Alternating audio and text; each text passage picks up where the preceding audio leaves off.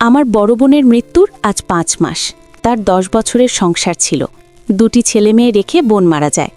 বড় ছেলের বয়স ৫ বছর আর ছোট মেয়েটার ২০ মাস। দুলাভাই সিলেটের একটি কলেজের শিক্ষক, বয়স ৪৫। আমার বোনও সিলেটে একটি নামকরা হাইস্কুলের সহকারী প্রধান শিক্ষিকা ছিলেন। বোন মারা যাওয়ার পর ভাইয়া কলেজ থেকে এসে বাচ্চাদের দেখাশোনা করতে গিয়ে হিমশিম খেয়ে যান। আমার মা অসুস্থ মানুষ, এতটা টেক কেয়ার করতে পারে না। আমি যতটুকু পারি ওদের রাখি। ওদের দেখাশোনার জন্য ২ জন মহিলাও রেখেছে, কিন্তু টাকা থাকলেও সুখ নেই ওদের এই মুহূর্তে। আর বাচ্চা দেখাশোনার মতো তেমন কেউ নেই। এক পর্যায়ে আমার দুলাভাই সিদ্ধান্ত নিল বড় ছেলেকে স্কুল হোস্টেলে দিয়ে দেবে, কিন্তু আমার বৃদ্ধ মা সিদ্ধান্ত নিল আমার সাথে দুলাভাইয়ের বিয়ে দেবে। আমাকে বিয়ে করে বাসায় আনার পর থেকে সবাই দেখতে আসতো, বাচ্চাদের আদর করে যেত, আমাকে বলতো নিজের সন্তানের মতো মানুষ করবে। রফিকুদ্দিন আহমেদের যত আত্মীয় স্বজন আছে সবাই আসতো। আমি তাদের যতটা পারতাম মেহমানদারি করতাম। একা হাতে মেহমানদের জন্য রান্না করা, বাচ্চাদের দেখাশোনা, হাঁপিয়ে যেতাম আমি। বাসায় যদিও সাহায্য করত, তারপরেও আমাকে করতে হতো। উনি সারাদিন কলেজ করে এসে তারপর কলেজের ছেলে মেয়েদের প্রাইভেট পড়াতেন, এরপর বাজার করতে যেতেন।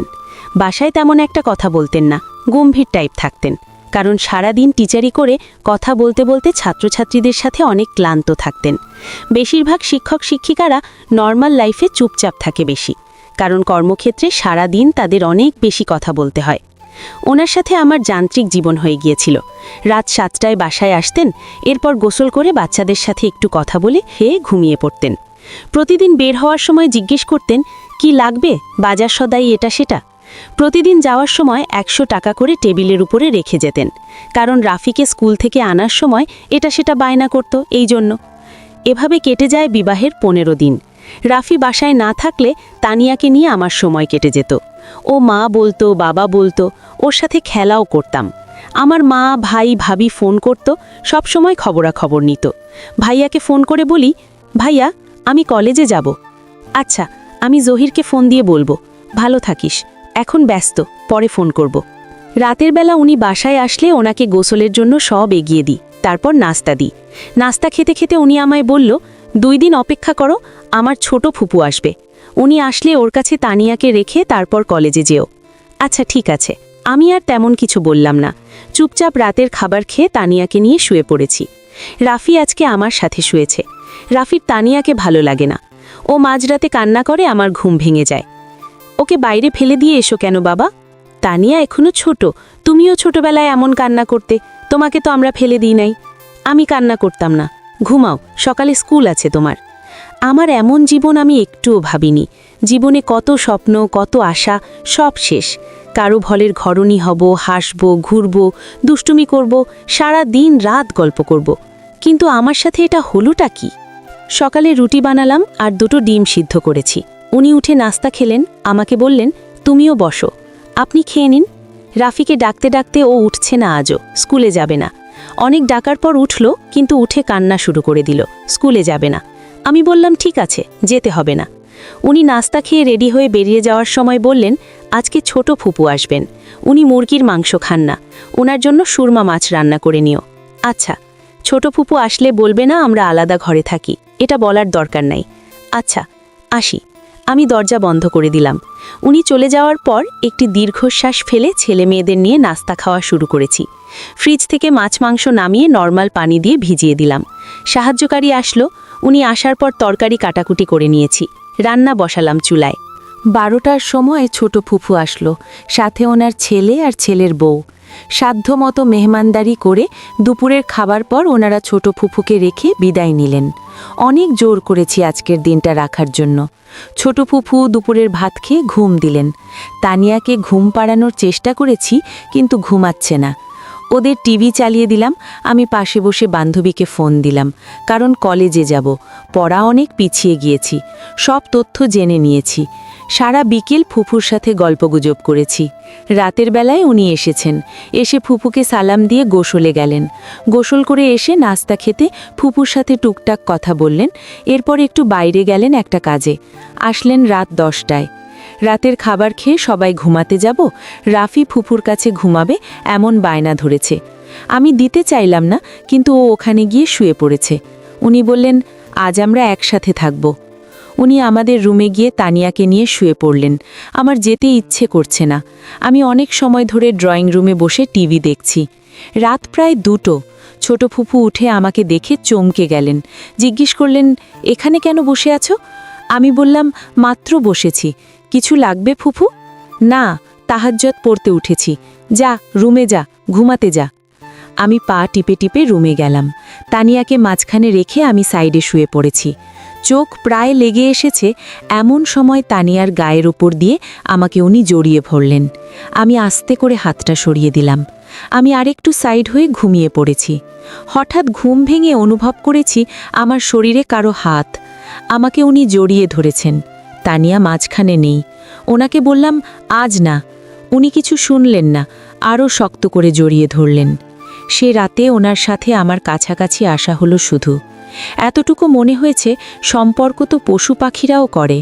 এখানে কোনো ভালোবাসা খুঁজে পেলাম না আমি।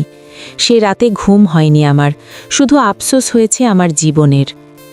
আজ অনেক দিন পর আমি কলেজে যাব। আজ খুব সকালে ঘুম থেকে উঠে বাসার যাবতীয় কাজ করে রেখেছি। তানিয়ার জন্য রান্না করে টেবিলে রেখেছি, যেন ফুপুর সব খুঁজে পেতে সাহায্য হয়। রাফিকে উঠে নাস্তা দিলাম, সাথে ওর বাবাকেও। অতঃপর ওরা রেডি হয়ে বেরিয়ে যায়। জহির আহমেদ রাফিকে স্কুলে দিয়ে তারপর কলেজ যাবে। আমিও রেডি হয়ে নিলাম, তবে আমি একা যাব কলেজে, ওনার সাথে সাথে না। যাওয়ার সময় টেবিলের ওপর উনি 200 টাকা রেখে যান আমার কলেজ যাওয়ার জন্য। আমি টাকা নিয়ে তানিয়াকে একটু আদর করে বেরিয়ে পড়লাম। একটা রিক্সা নিয়ে কলেজের সামনে নেমে পড়ি। আশেপাশে আমার বান্ধবীদের খুঁজতে থাকি, আর কলেজের মাঠে ওদের দেখতে পাই। ওরা বসে আছে। আমাকে দেখে জিজ্ঞেস করে, নেহা কেমন আছিস? ভালো আছি, আজ অনেক দিন পর কলেজে আসলাম। বান্ধবী, তোদের নোটগুলো আমাকে দিস, অনেক দিন আসি নাই, অনেক পিছিয়ে পড়েছি। নেহা, নতুন সংসার কেমন চলছে নেহা? আছি, নসিবে যা ছিল তাই হচ্ছে। চল ক্লাসে যাই, এক্ষুনি ক্লাস শুরু হবে, চল ওঠা যাক। ক্লাসে আসার পর সবাই আমার দিকে কেমন করে যেন তাকিয়ে আছে। অবশ্য সবাই জানে ওনার সাথে আমার বিবাহ হয়েছে, কারণ আমাদের ঘরের পাশেই ওনার কোচিং।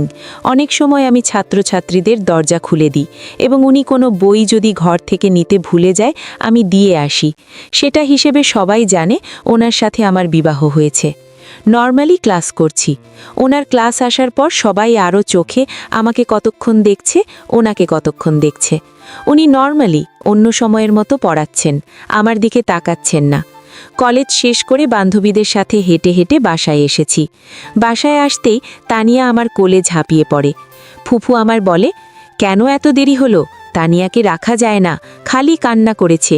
আমি বুঝি না বাপু, কেন এত পড়ালেখা করতে হয়? বাচ্চা মানুষ করো, অনেক পড়েছ, আর পড়তে হবে না। আমাকে বকাটকা দিয়ে উনি নামাজ পড়তে গেলেন। আমি গোসল করে এসে ভাত নিয়ে বসেছি। তানিয়াকে কোল থেকে নামাতেই পারছি না। কোল থেকে নামালেই কান্না করে। তানিয়াকে কোলে নিয়েই ভাত খেতে লাগলাম। ও ভাতগুলো হাত দিয়ে ঘাঁটছে আর এমন এমন ঢাবা মারছে, পুরো টেবিল আর টেবিলের নিচে ভাত ছড়িয়ে ছিটিয়ে গেছে। দীর্ঘশ্বাস আসলো একটি। আগে কলেজ থেকে এসে শান্তিতে ভাত খেতাম। আমার মনে হলো মা হওয়া ভীষণ সত্যি কঠিন কাজ। বিকেলের দিকে মা আর ভাবিরা এসেছে। কোনো রকম খবর না দিয়েই চলে এসেছে। তারা আসার পর আমাকে জড়িয়ে ধরে। আমি তাদের জড়িয়ে ধরি। মা, কেমন আছিস মা? বুড়া মানুষের সাথে একটা 17 বছরের মেয়ে বিয়ে দিলে যেমন থাকে যায় তেমন আছি। আমার উপর রাগ করিস না মা, আমি সবার ভালো চেয়েছি। সবাই ভালো আছে।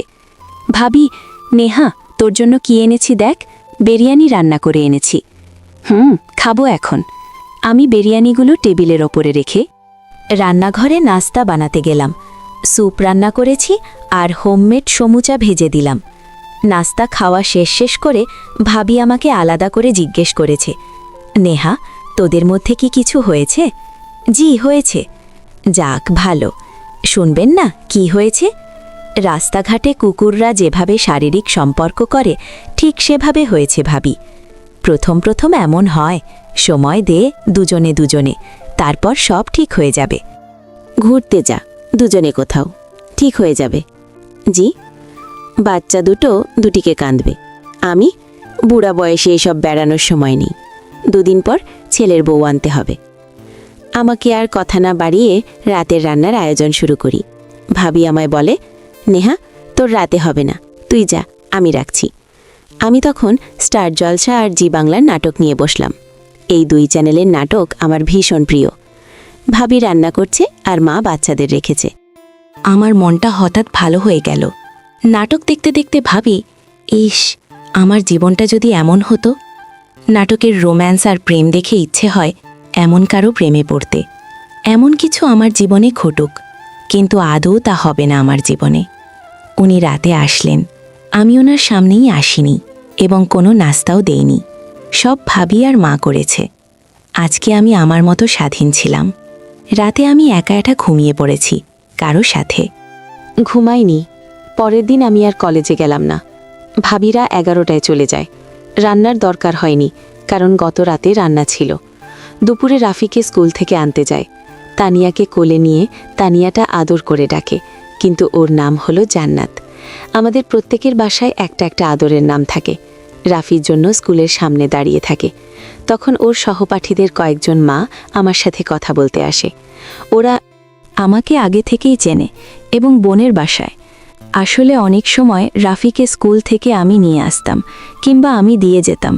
ওনারা আমার সাথে কুশলাদি বিনিময় করে এবং আফসোস করে আমার বোনের মৃত্যুতে। আমাকে সান্ত্বনা দেয় আমি যেন সুন্দর মতো সংসার করি। কিছু সময় ওনাদের সাথে কথাবার্তা বলে আমি রাফিকে নিয়ে বাসায় চলে আসি। এসে ভাত খেয়ে ঘুমিয়ে থাকি বাচ্চাদের সাথে নিয়ে। বিকেলের দিকে উঠে রাফির টিচার আসে। রাফিকে ডেকে দেই পড়ার জন্য। টিচারকে নাস্তা দেই। উনি আসেন রাত 8টায়। এসে গোসলে ঢোকেন। গোসল করে এসে আর খাবার খেলেন না, উনি বাইরে থেকে খেয়ে এসেছেন। আমি টিভিতে সিরিয়াল দেখায় ব্যস্ত। উনি পাশে এসে বসে বললেন, পিল এনে দেব তোমাকে, 1 পাতা পিল খেও। আমি চুপচাপ ছিলাম, কোনো কথা বলি নাই। সে রাতে উনি কাছে আসতে চাইলেন। আমি না করা সত্ত্বেও উনি আমার ইচ্ছের বিরুদ্ধে আমার কাছে আসলেন। রাতটা আমার ভীষণ হতাশায় কাটল। ভাবি, সিরিয়ালের মতো কেন হয় না? কাছাকাছি আশাগুলো কেন থাকে না ভালোবাসা? সকালে আমাকে উনি বললেন, পিল খেয়ে নাও। আমি পিল খেয়ে নিলাম। পিল খাওয়ার পর থেকে মাথা ঘোরে, বমি বমি ভাব হয়। আমার কেমন যেন লাগে, কিছু করতে ইচ্ছে করে না। সারাদিন শুয়ে থাকি, বাচ্চাদের টেক কেয়ারও করা হয় না। আমি যেন হাঁপিয়ে উঠেছি। কলেজ যেতাম, রকম আসতাম। 1 মাসের মধ্যে আমার ওজন বেড়ে যায়, সারাদিন মাথা ঘুরত। ওনাকে বললে বলতো, তুমি সারাদিন শুয়ে না থেকে বাইরে হাঁটতে তো পারো, তাহলে এমন লাগবে না। আমার তো হাঁটতে ইচ্ছে করে না, তাহলে আমি বাইরে কেন হাঁটতে যাব? ফ্যামিলির কোনো কথার মধ্যে ওনার সাথে আমার কথা মিলত না। উনি আমাকে এমনিই ছাড়ি দিতেন। দিন যত যায় আরও দূরত্ব হয় ওনার সাথে। আমি পিল খাওয়া বন্ধ করে দিই। এরপর মাথা ঘোরাটা একদম কমে যায়। আমি টোটালি শারীরিক সম্পর্ক বন্ধ করে দিই এবং একটা পর্যায়ে বলি, ওনার সাথে আমার হবে না। আমার কথা উনি কোনো মনোযোগ দিয়ে শুনতেন না আর বলতেন আমি বেশি কথা বলি। একদিন তো আমায় বলেই ফেললেন, আমি নীলার মতো না, আর নীলা বোনের মতো কখনো হতেও পারবো না। আমি চরম হতাশার দিকবিদিক হারিয়ে ফেলি। বাচ্চাদের রেখে আমি আমার বাসায় চলে আসি। আমার ভাবিকে বলি, যদি তোমরা কথা বাড়াও তাহলে আমি সুইসাইড করব, ফাইনাল, আর বেশি দেরি নেই। আমি চলে আসার পরের দিন ভাইয়া গিয়ে রাফি আর তানিয়াকে নিয়ে আসে। আমি ওদের ভালোবাসি, এটা সত্যি, কিন্তু আমি বিরক্ত হয়ে যাই। সারা দিন ওদের পেছনে ছুটতে ছুটতে আমি যেন ওদের থেকে একা থাকতে পারলেই বাঁচি। কলেজ যেতাম প্রতিদিন। আমি বান্ধবীদের সহায়তায় আবার আগের লাইফে ফিরে আসি। আড্ডা, ক্লাস, ঘোরাঘুরি, কোচিং, হালকা সাজ, আনন্দে থাকি। বিকেলে কোচিং শেষ করে 3 বান্ধবী মার্কেটে যায়, এটা সেটা খায়, আর বান্ধবীরা প্রেম করতে গেলে ওদের পাহারা দেই। 3 মাস উনার সাথে কোনো রকমের যোগাযোগ আমি রাখি নাই এবং উনি বাসায় আসলে আমি লুকিয়ে লুকিয়ে থাকি। ফাইনাল পরীক্ষা শেষ হয়ে যায়। নানার বাড়ি বেড়াতে যাব। আমার কাজিনরা বারবার ফোন করে যাওয়ার জন্য। রাফি আর তানিয়াকে মা আর ভাবি রাখে। নানুর বাড়ি যাওয়ার আগের দিন আমি আমার রুমে ঘুমিয়ে আছি। হঠাৎ মাঝরাতে আমাকে কেউ জড়িয়ে ধরে। ঘুম ভেঙে দেখি জহির আহমেদ। উনি আমাকে বলে, কেন এমন করছো? কেন দূরে দূরে থাকছো? একটুও কি ভালো লাগা হয়নি আমার প্রতি? আমি ওনাকে বলি, ছাড়েন আমাকে, আপনার মুখে দুর্গন্ধ, আমার সহ্য হচ্ছে না। উনি আমাকে ছাড়লেনই না। উনি বললেন, আমি তোমার থেকে একটা বাচ্চা চাই। আমি বারবার বলি, আমাকে ছাড়েন, আমার ভালো লাগছে না। উনার জড়িয়ে ধরাতে আমি আরও ব্যথা পাচ্ছি গায়ে। আমি ওনাকে বলি, আপনাকে ভালো লাগে না, ছাড়েন আমাকে। তুমি আমার বউ, আমি তোমাকে ছোঁয়ার অধিকার রাখি, আমি একটা বাচ্চা চাই। এবার আমি চিৎকার করে আম্মাকে ভাইয়াকে ডাকা শুরু করি, কান্না করে দিই। বাসার সবাই উঠে যায়। আমি কান্না করে ভাইয়াকে জড়িয়ে ধরে বলি, ভাইয়া আমাকে মেরে ফেলেন, কিন্তু এই লোকের সাথে আমাকে আর রাখেন না, আমি মরে যাব। ভাইয়া ভাবিকে বললেন আমাকে ওনার সাথে রুমে নিয়ে যেতে, আর আজ রাতটা আমার সাথে থাকতে। বললেন ভাইয়ার কাছে জহির আহমেদ ভীষণ ভালো মানুষ, এবং আমার পরিবারের কাছেও উনি জামাই হিসেবে ভীষণ ভালো। ভাইয়া ওনাকে বললেন, আমরা নেহাকে বোঝাবো, একটু ধৈর্য ধরেন। পরের দিন আমি নানার বাড়ি চলে আসি। নানার বাড়ি এসে আমি মহা খুশি। আমার কাজিনদের সাথে একসাথে ভাত খাওয়া, পুকুরে গোসল করা, আর ফসলের ক্ষেতের আইলের মধ্যে হাঁটা। আমার জীবনের সব দুঃখ যেন ভুলেই গেলাম। কাজিনদের সাথে ঘুমানোর মজাই আলাদা। গভীর রাত পর্যন্ত শুধু গল্প আর গল্প। নানার বাড়িতে আসার 10 দিন পর আমার ভাবি আসে রাফিকে নিয়ে। ভাবি এখানে আসার পর সব ভাবিকে খুলে বলি, আর এটা বলি, ভাবির বিয়ে যখন হয়ে গেছে তখন আর তো কিছু করার নেই। উনি সারা দিন বাইরে থেকে এসে অল্প কয়েকটা কথা বলে ঘুমিয়ে যান। আমি যদি কথা বলি নিজে থেকে, তাহলে আমি নাকি বেশি কথা বলি। বাচ্চাদের সাথে খেললে এবং ওদের সাথে দুষ্টুমি করলে বলে আমার সংসারে মন নেই, আমার কোনো কথার দামই নেই। আমি তো মানুষ, তুমিও তো ভাইয়ার সাথে সংসার করছো, কত সুন্দর করে একে অপরের সাথে কথা বলো। এসব দেখলে আমাদের মন প্রাণ জুড়িয়ে যায়। উনি তো আমাকে ভালোবেসে একটু জড়িয়ে ধরতে পারে, একটা চুমু তো দিতে পারে। আজ বিয়ে হয়েছে, এতদিন কখনো একটা চুমু দিয়েছে কিনা জিজ্ঞেস করো। উনি যখন কাছে আসে তখন বিষয়টা এমন, কাপড় খোলো, তারপর ওনার চাহিদা মিটল, উনি আর আশেপাশে তাকাবেন না। আমার তৃপ্তি পেলাম কিনা তাও দেখার বিষয় না। আর পুরো শরীরের ভার কেন উনি আমার গায়ে দেন, আমার নিঃশ্বাস বন্ধ হয়ে যায়। বাচ্চাদের সাথে একটু দুষ্টুমি করলে বলে আমি নীলা বোনের মতো না। বোন তো বোনের জায়গায়, আমার বয়স আর বোনের বয়স দেখো। আমি কিচ্ছু চাই না, আর 5টা মানুষ যেভাবে সংসার করে আমিও সেটা করতে চাই। আচ্ছা, আমি গিয়ে কথা বলবো তোর ভাইয়ের সাথে, তুই রাফিকে সাথে রাখ, ওর টেক কেয়ার করিস। ভাবি চলে গিয়েছে। রাফিকে পেয়ে আমার কাজিনরাও খুশি। এর মধ্যে হঠাৎ করে আমার মামাতো বোনের বিয়ে ঠিক হয়ে গেল। আনন্দ যেন আমাদের আরও পেয়ে বসেছে। আমাদের ঘরে সবাই আসে, জহির আহমেদও আসেন তানিয়াকে নিয়ে। ওনাকে দেখে আমি আরও লুকিয়ে লুকিয়ে থাকি। আমার ওনার সামনে যেতে ইচ্ছে করে না। গায়ে হলুদের দিন খুব সুন্দর করে শাড়ি পরে মেকআপ করেছি। এখন স্টেজে ভিডিওতে উঠব সবাই মিলে, কিন্তু সামনে চেয়ারে বসে রয়েছেন সবাই। তারা দাওয়াতে আমিও উঠলাম। দেখলাম আমার দিকে তাকিয়ে আছে। আমি দেখেও না দেখার ভান ধরে রইলাম। রাতের দিকে আমরা সব কাজিনরা মিলে গানের তালে তালে বিয়ে বাড়িতে গাইতে গাইতে যাচ্ছি। যেমন পারছি নাচতেছিলাম। না নাচলে কাজিনরা টানাটানি করে জোর করে নাচাচ্ছিল। আমি যখন নাচতেছিলাম উনি তখন ছিলেন না। তখন প্রায় রাত 1:30টা। নাচানাচি আনন্দ করে সবাই যখন ক্লান্ত, ফজরের আগে আগে ঘুমিয়ে যাওয়ার জন্য সবাই ঘরে ঢুকতেছি, তখন ভাবি আমাকে ডেকে বলে জহির আহমেদ ডাকতেছে। ভাবি আমার ব্যাগগুলো বের করে গুছাইতেছে। ওনার নাকি কি এমার্জেন্সি কাজ পড়েছে, চলে যেতে হবে। আমি বললাম আমি কেন যাব, ওনাকে যেতে বলো। মা বলল বিয়েটা গুরুত্বপূর্ণ না, স্বামীটা গুরুত্বপূর্ণ। ভাবি অবশ্য অনেক জোর করে বলেছে যেন বিয়েটা খেয়ে বিকেলে চলে রওনা দেয়। আমি আসতে চাইনি, আমাকে জোর করে নিয়ে এসেছে। তানিয়া তখন ঘুমে, রাফিও ঘুম। রাফিকে ডেকে তুলল আর তানিয়াকে আমার কোলে দিয়ে গাড়িতে তুলে দিল। উনি গাড়ি চালাচ্ছেন, তানিয়া আমার কোলে ঘুম, আর রাফি আমার উপরে মাথা রেখে ঘুমাচ্ছে, পাগুলো ছিটিয়ে দিয়ে। আমার দিকে কেমন রাগে রাগে উনি তাকাচ্ছেন। সকালে রাস্তা অনেক ফ্রি থাকে, যার কারণে 3 ঘন্টায় চলে আসি। ওনার বাসায় আজ অনেক মাস পর আসি। তানিয়ার রাফিকে বিছানায় শুইয়ে দেই। উনি আমাকে টানতে টানতে অন্য রুমে নিয়ে গিয়ে দরজা বন্ধ করে দিয়ে বলে, তোমার সমস্যা কি? আমার আবার কি সমস্যা হবে? জামাইয়ের ছোঁয়া ভালো লাগে না? জামাইয়ের সাথে কথা বলতে ভালো লাগে না? অথচ পরপুরুষদের ঠিকই ভালো লাগে। ওখানে এতগুলো ছেলের সাথে নাচতেছ, ওদের হাত ধরে ধরে, কাজিনের বন্ধুদের সাথেও নাচতেছ। আমি তো একা নাচি নাই, আমার মেয়ে কাজিনও ছিল, দেখেন নাই? আর ওখানে অনেক নানিও ছিল। পেট দেখিয়ে নাচতে ভালো লাগে, শুধু জামাই ভালো লাগে না। আমি চুপ করে রইলাম, কোনো কথা আর বলি নাই। তুমি এ ঘর থেকে একদম বের হবে না, বাবার বাড়িতেও যাবে না, আমার সাথে যাবে, আমার সাথে আসবে। আমি চুপচাপ দাঁড়িয়ে রয়েছি, কোনো কথাই বলছি না, কারণ আমার অনেক মন খারাপ। আজকে বিয়েতে সবাই কত মজা করবে, বউ ভাতেও মজা করবে। আর উনি আমাকে অযথা নিয়ে আসলেন। উনি আমার পেটে হাত দিলেন এবং জড়িয়ে ধরে মুখে চুমু খেতে লাগলেন। আমি হাত সরিয়ে দিয়ে বললাম, আমি ক্লান্ত, ঘুমাবো। আমি তো তোমাকে একটু আদর করছি। আমি ওনাকে দূরে সরিয়ে বলি, ঘুমাবো। রুম থেকে বের হওয়ার জন্য দরজা খুলতে যাব, এমন সময় উনি আমার চুল ধরে আমার গালে কয়েকটি চড় মারলেন। মারতে মারতে বললেন, আমি ধরলে তোর ন্যাকামি বেড়ে যায়, নাটক বেড়ে যায় কেন? আমি কান্না করতে করতে বলি, আপনি আমাকে অযথা কেন মারছেন? তখন উনি বিছানার ঝাড়ু নিয়ে আমাকে আরও মারতে শুরু করেন। মারতে মারতে বলতে লাগলেন, আমার কথা শুনবি এখন থেকে। আমি মার খাবার ভয়ে বলি, শুনবো। কান্না করতে করতে বলি, আমাকে আর মারেন না। উনি তবুও থামছেন না। মারতে মারতে আবার বলে, বাচ্চা নিবি তো? তুই বাচ্চা নিবি? আমিও বলি, হ্যাঁ নিব, আমাকে ছেড়ে দেন। জীবনে আর কোথাও যাবি না, গেলে আমার সাথে যাবিও আমার সাথে আসবি। আমি কাঁদতে কাঁদতে বলি। মায়ের কাছেও ভয় পাই।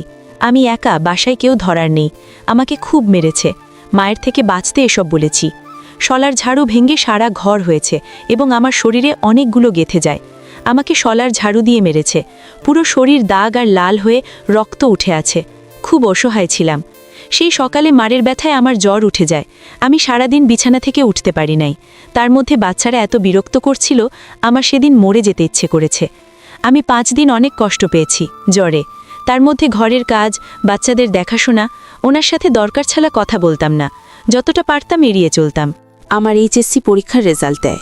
আমি প্রথম বিভাগে পাশ করি। আমাকে ভার্সিটিতে ভর্তি হতে মানা করে, কারণ উনি নেবেন না। এর মধ্যে আমি রাফির সহপাঠীর মায়ের পরামর্শে এবং ওনার সাহায্যে 3 মাস মেয়াদি ইঞ্জেকশনটা নিই, জন্ম নিয়ন্ত্রণ পদ্ধতি গ্রহণ করি।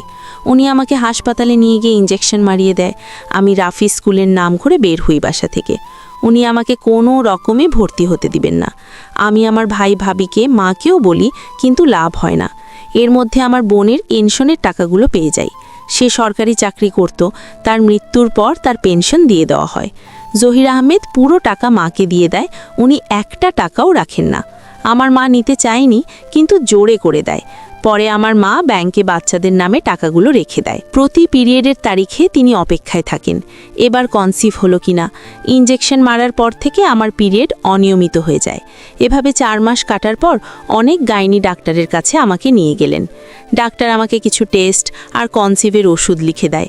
আমি বলি, টেস্ট এখন করিয়েন না, আগে 1 মাস ওষুধ খেয়ে দেখি। আমি ওষুধ মুখে নিতাম, কিন্তু খেতাম না, ফেলে দিতাম। এর মধ্যে আমার মা মারা যায়। আমি অনেক বেশি ভেঙে পড়ি। বাচ্চার চিন্তা, ততদিনে একটু উনি সরে এসেছেন। মা মারা যাওয়ার পর থেকে এতটাই ভেঙে পড়েছি, বলার মতো না। ওখানে 15 দিন থাকার পর উনি আবার বাসায় নিয়ে আসেন। মা মারা যাওয়ার পর থেকে উনি আমাকে আর প্রেশার দেন না। আমি আমার নিজের মতো থাকি বাচ্চাদের নিয়ে, এবং আমি এই লাইফটা মেনে নিয়েছি। কয়েক মাস কেটে যাওয়ার পর আমি ওনার সাথে বসি এবং আমার সমস্ত অভিযোগ, চাওয়া পাওয়া ওনাকে বলি। আমি শুধু এটাই বলি, বিয়ে যখন আপনার সাথে আমার হয়েছে, আপনি আমার স্বামী। আপনি ছাড়া দ্বিতীয় কাউকে আমার জীবনে ভাবার কোনো চেষ্টা বা ইচ্ছেই নেই, কিংবা আমি নিজে থেকে ডিভোর্স নিয়ে দ্বিতীয় বিবাহ করা পসিবল না। তাহলে বাকি জীবন যখন একসাথে যাবে, তাহলে আমাদের উচিত মিলেমিশে সুন্দর করে সংসার করা। আপনি পড়াতে চান নাই, আমি তাই আর ভর্তিও হইনি। আপনার ইচ্ছে তাকে প্রাধান্য দিয়েছি। আপনি যেভাবে চাইছেন সেভাবে সংসারটা সামলাচ্ছি। আমার সাথে একটু মিলেমিশে থাকুন, আমার চাওয়াটাকে প্রাধান্য দিন, আমাকে ভালোবাসুন। কি বলতে চাচ্ছ? তোমাকে ভালোবাসি না? আরে তোমার যা লাগে সব টাইম টু টাইম এনে দিচ্ছি। খাওয়া, জামা কাপড়, টাকা পয়সা, কোনো কিছুর অভাব তো রাখছি না। আমি তোমাকে ধরতে গেলে তুমি দূরে সরে যাও, আমার হাত সরিয়ে দাও। আর তুমি এত কথা বলো কেন? তোমার মাথায় ঘি নেই। কোথায় কি কথা বলতে হবে বিন্দু মাত্র জানো না। তোমাকে কিভাবে ভালোবাসবো তা জানা নেই। তুমি কখনো নীলার মতো হতে পারবে না। আমি চুপ হয়ে যাই। পারিবারিকভাবেও কয়েকবার বসি, কিন্তু ঘুরে ফিরে সবাই আমার দিকে আঙুল তুলে বলে আমি সুখে আছি, তাই আমাকে ভূতে পেয়েছে। আমি ভাত কাপড়ের অভাবে নেই, কোনো কিছুর অভাবেই নেই, তাই আমি এত জ্বালাই। কষ্টে থাকলে নাকি বুঝতাম। কয় দিনে কয় মাস যায়, এরপর থেকে আর কোনো দিন অভিযোগ করি নাই। চুপচাপ সব মেনে নিয়েছি, এবং উনি কাছে আসলেও আর দৌড়ে সরিয়ে দিই নাই। উনি মাসে কয়েকবার কিংবা সপ্তাহে একবার কাছে আসতেন, আমি না করিনি। এরপর থেকে এভাবে কয়েক বছর কেটে যায়। আমার তানিয়াও বড় হয়। রাফির রুম আলাদা করে দেই। রাফি একা ঘুমায় আর তানিয়া আমাদের সাথেই থাকে। আমি ওনার অনুমতি ছাড়া বাইরে কোথাও যেতাম না। সময় যত যাচ্ছে আমি তত বেশি সুন্দরী এবং দেখতে অনেক মিষ্টি হয়ে যাচ্ছি। আমার চেহারার উজ্জ্বলতা এবং শারীরিক পরিবর্তন দিনকে দিন বেড়েই যাচ্ছিল। এটা সবাই বলতো, কেউ বিশ্বাস করতো না আমি বিবাহিত।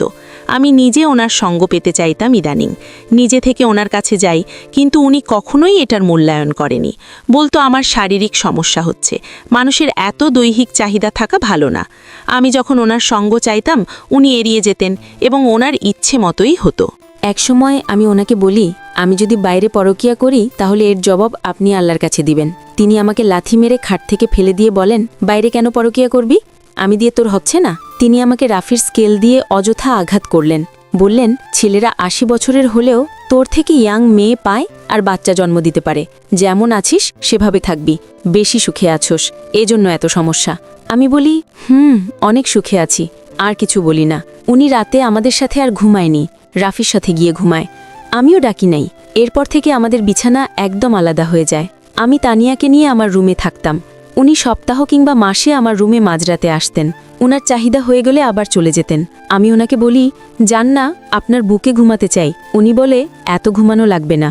কয়েকবার চেষ্টা করেছি একসাথে ঘুমানোর, কিন্তু এরপর আর কখনো আমি ডাকি নাই আর উনিও আসেন নাই। তবে ওনার চাহিদা হলে মাঝরাতে আসলে আমি কখনো না বলতাম না। বিয়ের ৪ বছর পর হঠাৎ উনি খুব অসুস্থ হয়ে যায়। ওনার হাতে পায়ে পানি চলে আসে, মাথা ঘোরে, বমি করে। দীর্ঘদিন যাবৎ কলেজে যেতে পারে না। সবসময় কোমরের পেছনে ওনার ব্যথা করে এবং ত্যাগ করার সময় উনি কান্না করে দেন। ডাক্তার ওষুধ প্রথম থেকে চড়তে থাকে। ওনার একটি কিডনি পুরো ড্যামেজ এবং আরেকটি 15% কোনো রকম ভালো আছে। আগেও কোমরে ব্যথা করত। উনি মনে করতেন সারাদিন বসে থাকতে হয়, এই জন্য নর্মাল ফার্মেসি থেকে ব্যথার ওষুধ এনে খেতেন। ওনাকে এমার্জেন্সি মেডিকেলে ভর্তি করানো হয়। আমার ভাই ইন্ডিয়া নিয়ে যাওয়ার জন্য সমস্ত প্রস্তুতি নিয়ে ফেলে। আমি হাসপাতাল আর বাচ্চাদের টেক কেয়ার পুরো সব আমার কাঁধে চাপে। আমার বাচ্চাগুলো ভাবির কাছে দিয়ে আমি হাসপাতালে থাকতাম, ওনার পাশে বসে থাকতাম, ওনার মাথায় হাত বুলিয়ে দিতাম। সবসময় বলতাম, আপনার পাশে আছি, আপনাকে ছেড়ে যাব না। ডাক্তাররা কিডনি প্রতিস্থাপনের জন্য বললেন, এমার্জেন্সি। আমার ভাই আর তার সহকর্মীরা অনেক খোঁজ করতে লাগলেন কিডনির। কেউ সেল করতে রাজি হয় না, আর যারা সেল করবে বলে তাদের সাথে কোনো কিছু মেলে না। তখন মনে হয়েছিল এত এত গরিব অসহায় মানুষ আছে যাদের টাকার অনেক প্রয়োজন, সারা দিন হাত পেতে থাকে টাকার জন্য। আমরা 10 লাখ টাকা দেব বলেছি, তারপরেও তারা রাজি হয় না। অনেক খোঁজাখুঁজির পর ভাগ্যক্রমে একজনকে পেয়ে যায় এবং তার সাথে সব ম্যাচ করে। এমার্জেন্সি পাসপোর্ট বানিয়ে তাকে পাশের দেশ ইন্ডিয়াতে নিয়ে যায়। ইন্ডিয়ায় যাওয়ার আগে তার পরিবারের হাতে ক্যাশ 2 লাখ টাকা দিই আমরা, এবং বাকি 8 লাখ অপারেশনের আগের দিন দেব বলি। ভারতে যাওয়ার পর হোটেলে উঠি। অপারেশনের জন্য সমস্ত প্রস্তুতি শেষ। 2 দিন পর অপারেশন হবে। যে লোকটাকে নিয়ে আমরা ভারতে যাই, অপারেশনের আগের দিন শুধুমাত্র উনি ওনার পাসপোর্ট নিয়ে পালিয়ে যায়। ওনার সাথে কোনো টাকা পয়সা কিছুই ছিল না যে গাড়ি ভাড়া দিয়ে আবার বাংলাদেশ যাবে। অনেক খোঁজ করেছি কোনো বিপদে পড়ল কিনা, কিন্তু ওনাকে খুঁজে পেলাম না। এদিকে জহির আহমেদের জীবন মৃত্যুর খুবই কাছে। ডাক্তাররা বলে দেয় 7 দিনের মধ্যে কিডনি প্রতিস্থাপন না করতে পারলে ওনাকে বাঁচানো পসিবল না। উনি পুরো লাইফ সাপোর্টে। আমার ভাই ইন্ডিয়ার অনেক দালাল ধরে একটি কিডনি নেওয়ার জন্য। ভারতে অনেক অনেক দালাল চক্র আছে যারা মানুষের চোখ, কিডনি এসব বিজনেস করে। 3 দিন পার হয়ে যায়, কোনো কিডনি সেলার খুঁজে পাইনি। কিডনি সেলার পেলেও ম্যাচ হচ্ছে না। যার তার থেকে তো আর কিডনি নেওয়া যায় না যদি ম্যাচ না হয় সবকিছু। আর ওনার কষ্টও আমার সহ্য হচ্ছিল না।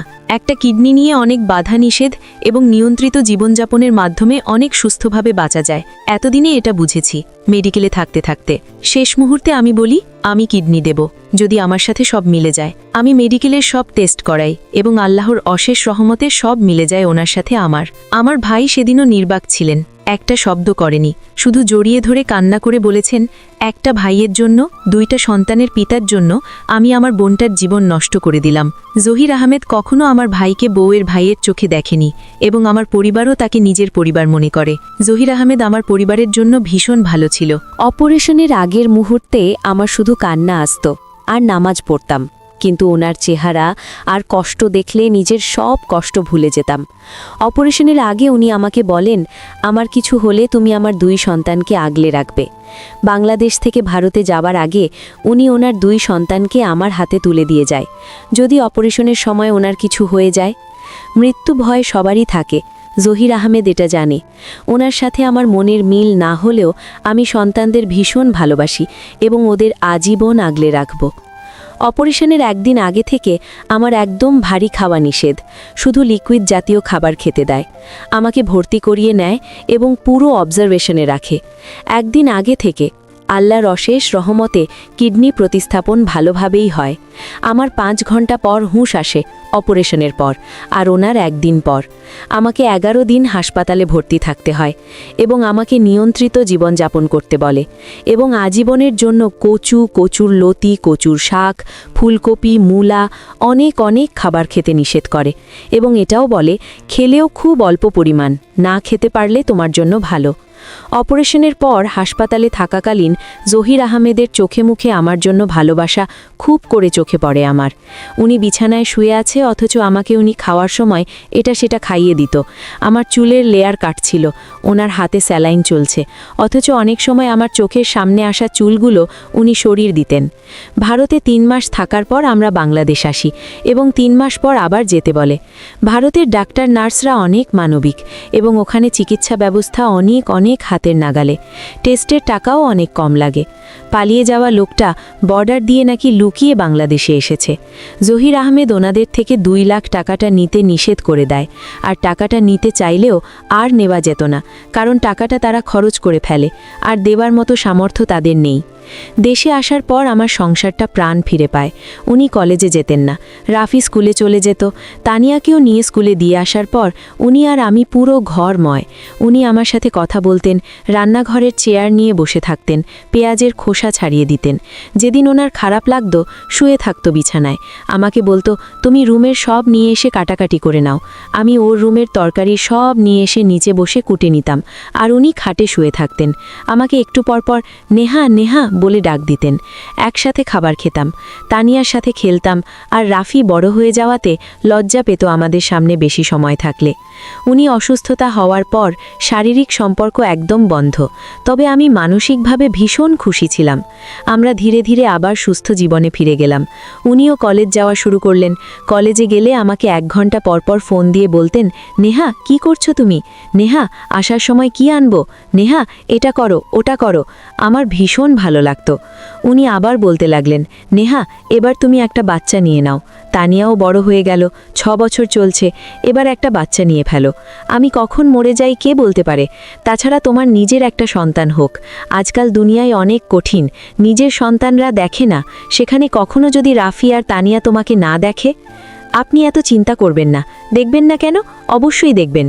আমি সিদ্ধান্ত নিলাম এবার একটা বাচ্চা নেব। আমি জন্ম নিয়ন্ত্রণ পদ্ধতিটা বাদ দিলাম। একদিন উনি আমাকে বললেন, নেহা রেডি হয়ে নাও, একটু বাইরে যাব। কোথায় নিয়ে যাবেন আপনি? চলো গেলে দেখতে পাবে। অতঃপর ব্যাংকে নিয়ে গিয়ে আমাকে ওনার অ্যাকাউন্টে নমিনি করে দেয় এবং এর কয়েকদিন পর ওনার বাড়িটা আমার নামে হেবা করে রেখে দেয়। আমি বলি, বাড়ি লিখে কেন দিতেছেন? আমার কিছুর তো দরকার নেই। আমার এত সম্পদের ওপর কোনো কালেই লোভ ছিল না, কারণ আমিও যথেষ্ট ধনী পরিবারের সন্তান। উনি হঠাৎ করে আবার অসুস্থ হয়ে গেলেন। নিয়মিত চেকআপে ছিলেন, তারপরেও হঠাৎ করে আবার পেইন শুরু হয় ওনার। পরে মেডিকেলে নিয়ে যায় এবং সেখানে টেস্টে আসে কিডনির অবস্থা ভালো না। আমার ভাই কোনো কিছু না ভেবে ইন্ডিয়ায় নিয়ে যায়। যে ডাক্তারের আন্ডারে ওনার অপারেশন হয় ওনার কাছে নিয়ে যায়। উনি আবার এমার্জেন্সি ভর্তি করিয়ে দেয় এবং ডায়ালিসিস আবার শুরু করেন। উনি একদম ভেঙে পড়েন। আমি সবসময় ওনাকে সাহস দেই, বলি আপনি ভেঙে পড়বেন না, দরকার হলে আমার বাকি একটা কিডনিও আপনাকে দিয়ে দেব। উনি বলে, নেহা এমন বলো না। মেডিকেলে থাকা অবস্থায় প্রায় রাতেই উনি ঘুম থেকে ধরপড় করে উঠে যেতেন আর বলতেন, নেহা আমাকে নীলা নিতে এসেছে, আমি এমন স্বপ্ন দেখলাম। আমি বলি, এমন কিছুই হবে না। আমি ভাবিকে ফোন করে বলি এবং কিছু দান সৎকা করে দিতে বলি। মেডিকেলে ভর্তি হবার পর থেকে উনি শুধু বোনকে, ওনার মা বাবাকে স্বপ্নে দেখতেন আর বলতেন, নেহা আমি মনে হয় আর বাঁচব না, আমার কিছু হলে বাচ্চাদের দেখবে তুমি। আমি সবসময় বলতাম, কিছু হবে না আপনার। মেডিকেলে থাকা অবস্থায় উনি 2013 সালের 8ই জুন সকালে আমাকে বলেন, নেহা আর একটা বাচ্চা তো হলো না? আমি বলি, আপনি সুস্থ হন, ইনশাল্লাহ হবে। উনি তেমন নাস্তাও খেলেন না। নার্স বকাবকি করল, কেন নাস্তা খাচ্ছে না? ওনার শরীর অনেক দুর্বল। আমার হাত ধরে বলেন, নেহা তুমি একটু সামনে এসো, তোমাকে কয়টা চুমু দেই। উনি এটা প্রায়ই করতেন, আমাকে চুমু দিতেন। আমি মুখটা সামনে নেই, উনি আমাকে চুমু দিলেন কপালে, গালে। এরপর দুপুরের দিকে উনি ঘুমিয়ে যান। আমি হোটেলে গিয়ে গোসল নামাজ শেষ করে ভাইয়াকে নিয়ে একটা ভাতের হোটেলে ভাত খেলাম। ভাত খেয়ে আস্তে আস্তে হেঁটে হেঁটে আসছি, তখন মেডিকেল থেকে ফোন করে এমার্জেন্সি যেতে। আমরা কাছাকাছি ছিলাম, দৌড়ে যাই। আমি 1:30টার দিকে যাই। মেডিকেল থেকে আজকে কিছুটা সুস্থ ছিলেন, উনি হঠাৎ কি হলো, ওনাকে লাইফ সাপোর্ট দেওয়া হয়। লাইফ সাপোর্ট দেওয়ার আধা ঘন্টা পর উনি ব্রেন ডেড করেন। 2013 সালের 8 জুন আমি বিধবা হয়ে যাই। আমার 5.5 বছরের সংসার ছিল। ওনাকে ধরে বারবার বলছিলাম, উঠে যান না, আপনাকে ভালোবাসি আমি। আমার ভাই মেডিকেলের ঝামেলা নিয়ে ব্যস্ত। বিদেশ থেকে দেশে লাশ আনা অনেক ঝামেলা। আমি নিথর হয়ে হাসপাতালের করিডোরে বসে আছি। আমার ভাই লাশ আনার জন্য দালাল ধরে। 4 দিন পর দালালের মাধ্যমে 1,10,000 টাকা ঘুষ দিয়ে বিমানে করে লাশ সহ নিয়ে দেশে ফিরি। রাফি আর তানিয়াকে নিয়ে জড়িয়ে ধরে বলি, তোমাদের বাবাকে ফিরিয়ে আনতে পারি নাই। আমি দেশে আনার পর ওনাকে দাফন দেওয়া হয় ওনাদের পারিবারিক কবরস্থানে। আমি যে কত পরিমাণে ভালোবাসি সেটা আমি যে ওনার মৃত্যুর পর হাড়ে হাড়ে বুঝতে পারছি। জহির আহমেদ আমাদের ছেড়ে চলে যাওয়ার পর জীবন যেন অনেক কঠিন হয়ে গেল। ছোট ছোট 2 বাচ্চা, বোন আর উনি আমার কাছে আমানত রেখে গেলেন। উনি দুনিয়া ছেড়ে যাওয়ার 40 দিনও হয়নি, এর মধ্যে ওনার পরিবার সম্পদ নিয়ে ঠেলাঠেলি শুরু করে দেয়।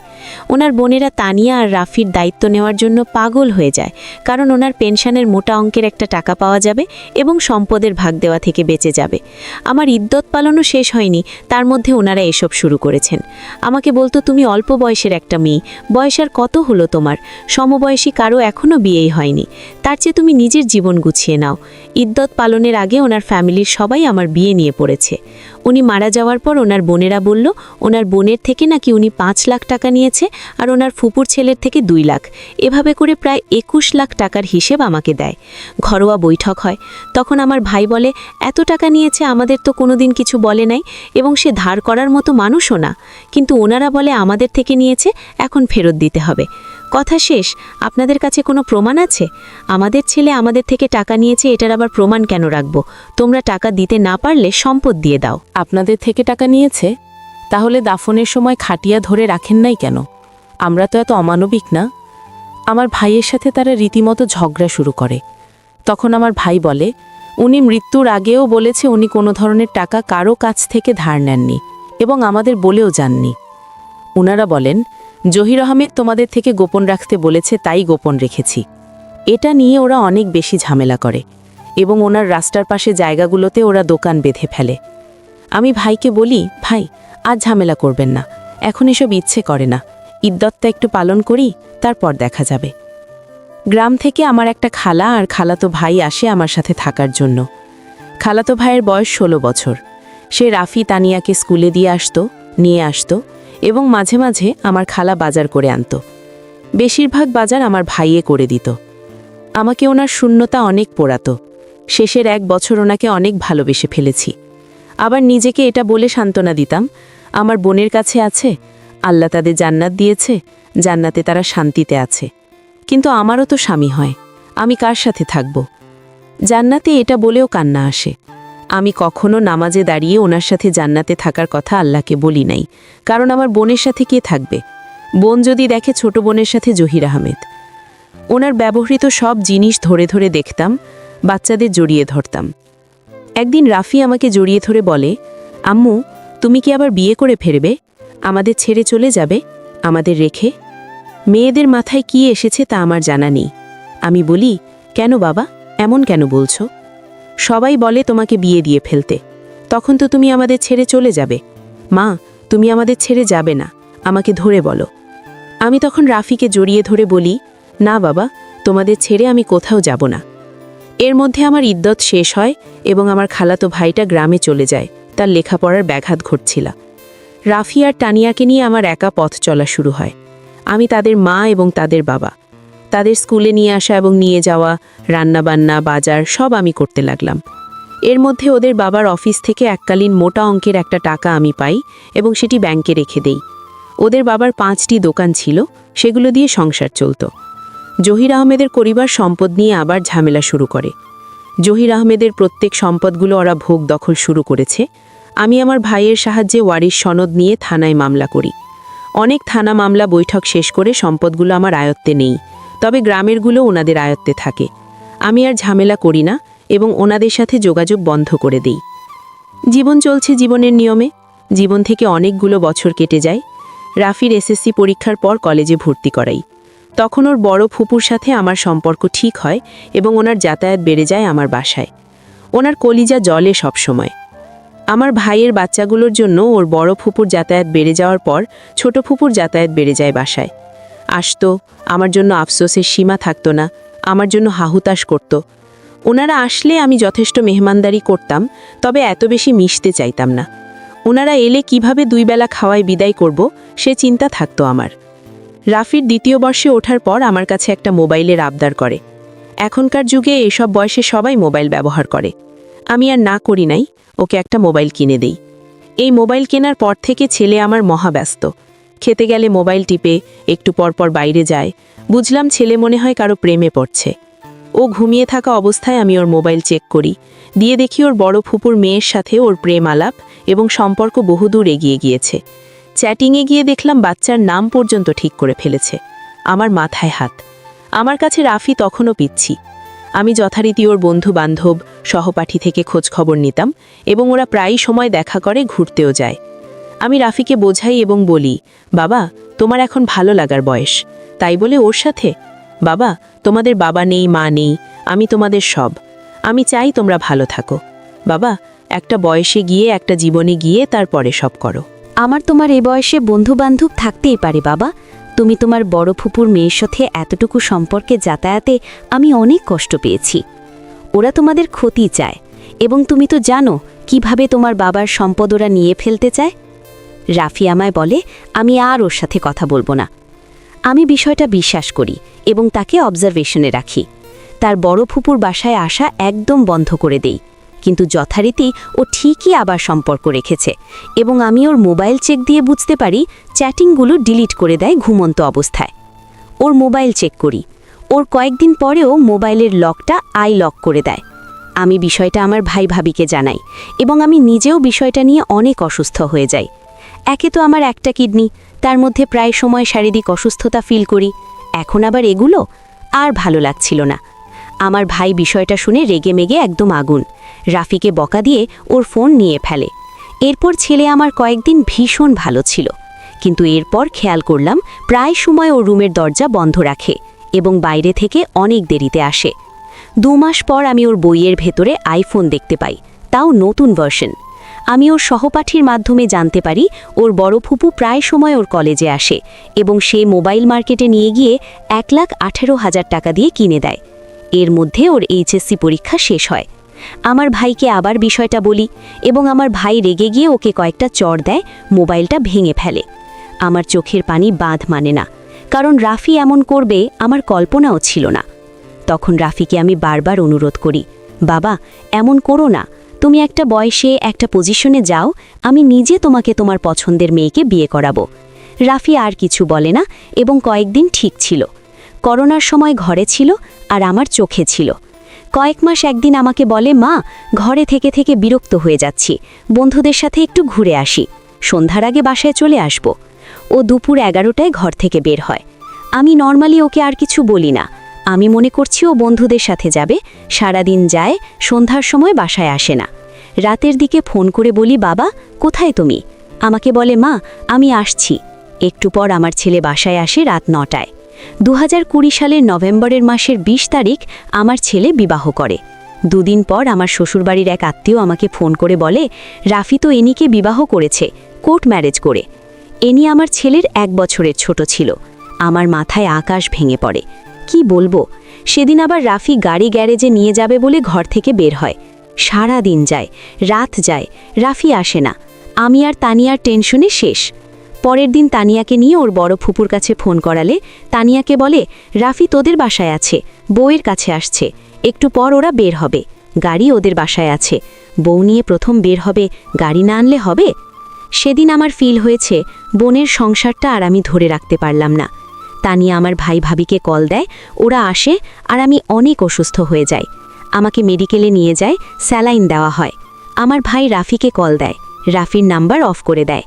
এইচএসসির পর রাফি আর পড়েনি। আমরা কেউ আর রাফিকে বোঝাতে সক্ষম হইনি। 2021 সালে রাফি আসে, প্রায় কয়েক মাস পর। আমি আমার ছেলেকে দেখি। রাফি এসে আমার কাছে ওর বাবার আর মায়ের টাকার ভাগ চায়, যেগুলো ব্যাংকে ছিল। তানিয়া তখন ওর বাবার গাড়ির কথা বলে। তখন তানিয়াকে মারতে ওঠে। পরে তানিয়া আমার ভাইকে ফোন করে। আমার ভাই আসতে পারে না, ব্যস্ত ছিল। তখন আমি রাফিকে বলি, তুমি তোমার মুরব্বি বা বড়জন নিয়ে আসো, আর এলাকার কমিশনার অফিসে এসে সব হবে। সেদিন ওর রুমে ওর প্রয়োজনীয় জিনিসপত্র নিয়ে ও আবার চলে যায়। 1 মাস পর আমার ছেলে রাফি আমার জন্য কমিশনার অফিসে বৈঠক ডাকে। আমি যাই এবং সমস্ত ব্যাংকের এবং সমস্ত কিছুর হিসাব এবং টাকা পয়সা নিই। তারপর কমিশনার সব ভাগ করে দেয়, কিন্তু ও তানিয়ার ভাগটাও যায় এবং তানিয়াকেও সাথে নিয়ে যেতে চায়। তখন তানিয়া নিজেই বলে ও যাব না। রাফির শাশুড়ি বলে, তানিয়ার ভাগের টাকাগুলো যেন রাফির কাছে থাকে, আমি তো আর আসল মা না, যদি ভেঙে ফেলি। রাফিও তানিয়াকে নিয়ে যেতে চায়। এর মধ্যে শোনে ওর বউ নাকি বাড়ির ভাগও চায়, অথচ বাড়িটা আমার নামে। এবার আমি রেগে গিয়ে জুতা নিয়ে উঠি এবং রাফিকে সবার সামনে ঠাস ঠাস করে জুতা দিয়ে ইচ্ছে মতো মেরে বলি, চণ্ডীর পোলা, তুই কাকে কি বলছিস? তোদের জন্য নিজের জীবন শেষ করলাম, একটা কিডনি পর্যন্ত তোদের বাবাকে দিয়ে দিলাম। তোর বাপ মারা গেছে 2013-তে, তখন আমার সবে 22 বছর। তোদের কথা চিন্তা করে বিয়ে পর্যন্ত বসলাম না, বিনিময়ে এই প্রতিদান দিলি? এত বছরে একটা টাকা এদিক সেদিক করি নাই, তুই 2 দিনের ছেলে বিয়ে করে আমাকে আঙুল দেখাস? তোর উপর খোদার অভিশাপ পড়বে। তানিয়ার দিকে যদি তোরা কেউ চোখ আর আঙুল দেখাস, আল্লাহর কসম একদম খুন করে ফেলবো। তোর বাড়িতে তোর বউ নিয়েই থাক। তোর বাপ মা ছিল শিক্ষক, আর তুই হলি অমানুষ। আজকের পর তোর ছাড়া যেন না দেখি। ওর শাশুড়ি ছাড়া কেউ আর ধরতেও আসে না। উল্টো আমার ভাই চমক দিয়ে ওর শাশুড়িকে সরিয়ে দেয়, বলে ও খাওয়াচ্ছে, ও মারবে, তুই বলে দেওয়ার কে? মহিলাটা ঝগড়া করতে চায়, কিন্তু কমিশনারের জন্য পারে না। উনি ধমক দিয়ে বসিয়ে দেয়। কমিশনারের অফিস থেকে চলে আসি। আমার ভাইকে কাঁদতে কাঁদতে বলি, ছেলেটার জীবন শেষ করে ফেললো। আমি পারলাম না রে ভাই, পারলাম না। 3 দিন পর আমাদের মা মেয়ের সব জামাকাপড় নিয়ে আমি আমার বোনের সংসার ছেড়ে ভাইয়ের বাসায় চলে আসলাম। আমি পারি নাই আমার বোনের সংসারটা সুন্দর করে সাজিয়ে রাখতে। আমি পারি নাই জহির আহমেদের কথা রাখতে। অনেক অসুস্থ হয়ে যায় এসব টেনশনে। আমার ভাবি খুব ভালো মানুষ, সে আমাকে মায়ের মতো আগলে রেখেছে। আমাকে জড়িয়ে ধরে সব সময় কেঁদে কেঁদে বলতো, নেহারে, মাফ করে দিস, আমরা তোর জীবনটা শেষ করে দিলাম। আমি আর বিয়ে করি নাই, কারণ একটা কিডনি, আল্লাহ যেখানে মানুষকে 2টো কিডনি দান করেছে, সেখানে একটা কিডনি নিয়ে পুরোপুরি সুস্থ জীবন ধারণ করা যায় না। আর একটা কিডনি শুনলে কে বিয়ে করতে চাইবে? আরেকজনের জীবন নষ্ট করে আমি কি করব? আর বাচ্চারা ছোট ছিল, সব দিক বিবেচনা করে আর বিয়ে করি নাই, আর ইচ্ছেও ছিল না। তানিয়ার বাপের গোষ্ঠী তানিয়ার দায়িত্ব নিতে চায়, ওর বড় ফুপুর ছেলের বউ বানাতে চায়, লোকদের খবর পাঠায়। ভাইয়ের ছেলে মেয়েকে নিজের কাছে রাখতে চায়, মেয়েকে তো আমার ছোট একটা ছেলের ঘাড়ে দিল, এখন আমার মেয়েকা কে নিতে চায়?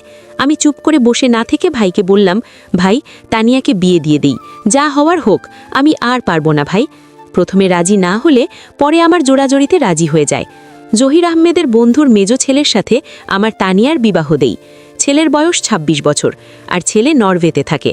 তানিয়াকে জিজ্ঞেস করি, তুমি রাজি আছো নাকি? সে উত্তর দেয়, আমি যা বলি তাই। 2022 সালের 3রা মার্চ আমার তানিয়ার সাথে মাসুদের পারিবারিকভাবে বিবাহ হয়। আমি ওদের পুরো ঘর সাজিয়ে দিতে চেয়েছিলাম, কিন্তু ওরা কিছুই নেয়নি।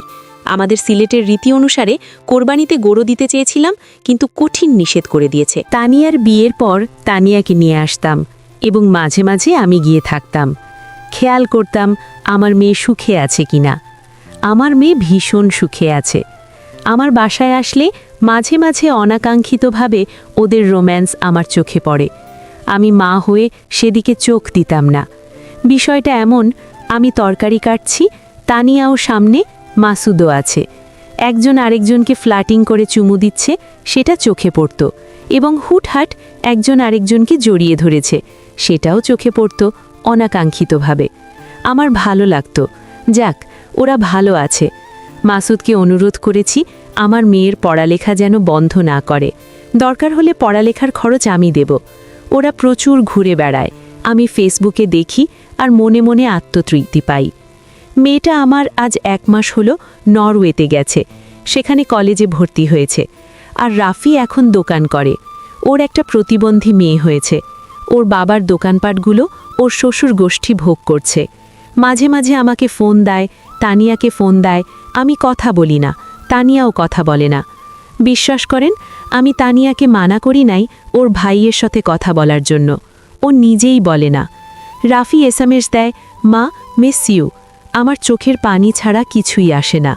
যে যার মতো ভালো থাকুক। আমি ভাইয়ের বাসায় থাকি। ভাবি আমাকে সন্তানের মতো রেখেছে। আমার সারা দিন যায় নামাজ কালাম আর ফেসবুক। মেয়ের সাথে কথা বলে। ও শ্বশুর গোষ্ঠী অনেক ভালো, সবাই আমার খোঁজ খবর নেয়। আমার আজকের এই জীবনে এই পরিণতির জন্য কাউকে দায়ী করি না, কারণ আমার নসিবে যা ছিল তাই হয়েছে। আমি জান্নাতকে, জহির আহমেদকে চাই না, কারণ আমার বোনের সাথে থাকুক এটাই চাই। শুধু আফসোস আমি আমার বোনের সংসারটাকে সাজিয়ে গুছিয়ে রাখতে পারলাম না। বোনের নিজের হলো না। সমাপ্ত।